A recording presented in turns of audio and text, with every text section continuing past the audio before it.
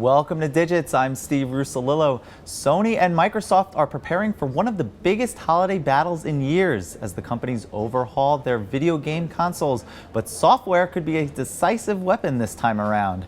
Ian Sherr from San Francisco joins us now. Ian, thanks so much for being here with us. My pleasure. So tell us a little bit about the video game war here that's going to be taking place right ahead of the holidays. Yeah, so basically for the first time since 2005 and 2006, Sony and Microsoft are releasing new video game consoles. These are the boxes that play the actual discs that we all buy. So Sony's coming out with its PlayStation 4 on Friday, and then Microsoft is coming out with its Xbox One next week. And it's the first time that we've had both of these devices coming out at roughly the same time. And more interesting, these things are relatively the same. Their hardware is the same. Their processors, for most part, are the same. A lot of it has not changed that much. What's changed instead is that they're all going after software. So instead of just trying to argue about beefier graphics and everything, which are interesting, what they're really doing is they're starting to build social networks. They're doing stuff like they're trying to allow you to stream information, like I can stream a video game from a server out to my own home, or I can video stream what I'm playing over the internet to other people, all sorts of stuff like that to really try and kind of attract people to this stuff, because at the end of the day, we've got mobile devices and Facebook and all that really starting to eat into the video game industry, and this is one way to kind of really be interesting. And so, Ian, you're seeing some of these games like Grand Theft Auto brought in $1 billion in 3 days. Yep. So there's some real money moving around here. So I'm wondering, what are some of the other big names here that could attract the most demand here in this holiday season? Well, what's really interesting actually is that the games themselves are changing. So the game industry used to pump out a lot of titles, and we would get everything from like Cars the game, based on the Pixar film, all the way up to Grand Theft Auto and Call of Duty.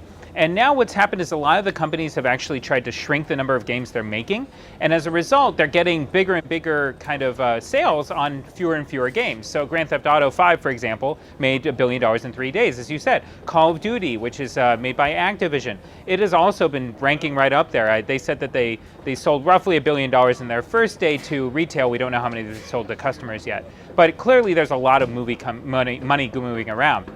There are others like Ubisoft, which makes a game called Assassin's Creed. That one's expected to be a pretty big hit this year. And then there are also some more coming out over the next year. Another one called Watch Dogs by Assassin's Creed.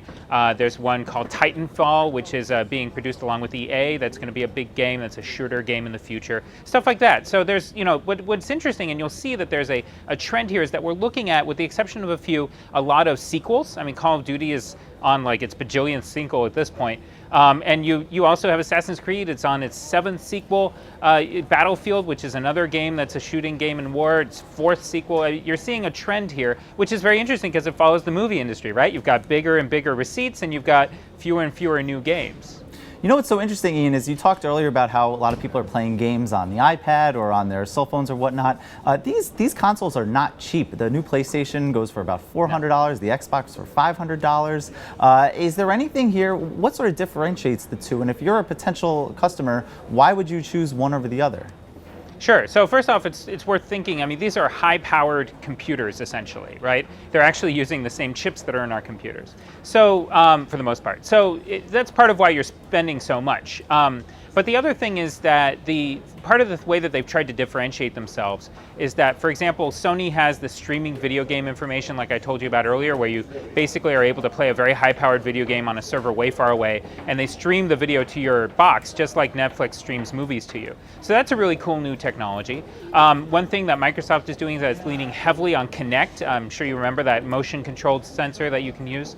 They've updated it, they've made it better, they've made it able to do voice calls in a much better way through Skype, so they're pushing that pretty heavily, and they also have TV functionality. Your Xbox can actually take over your TV and become your cable box effectively. It has to have a cable box too, but it can control it. So there's a lot of kind of things that they're trying to do to make them interesting. Another thing, and I can't underscore this enough, is the social networks.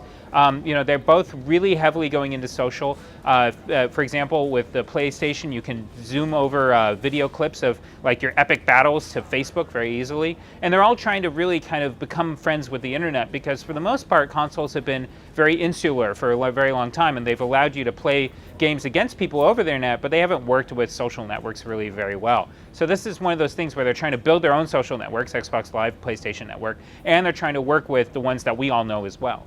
Ian, really quickly, what's your favorite game? Oh man, there are so many to look at. I mean, I think one of the best things about this time period is that when the new consoles come out, this is when companies really try to innovate. Assassin's Creed, for example, which has been a very popular title from Ubisoft, that came out with the Xbox 360 and the PlayStation 3. It was one of the first kind of new innovative titles that came out with those. So what's going to be really interesting is that I'm looking forward to all the kind of newer types of games. Again, not so many of the sequels, but really what's going to be interesting. All right, Ian Sherr from San Francisco, thanks so much for joining us. My pleasure.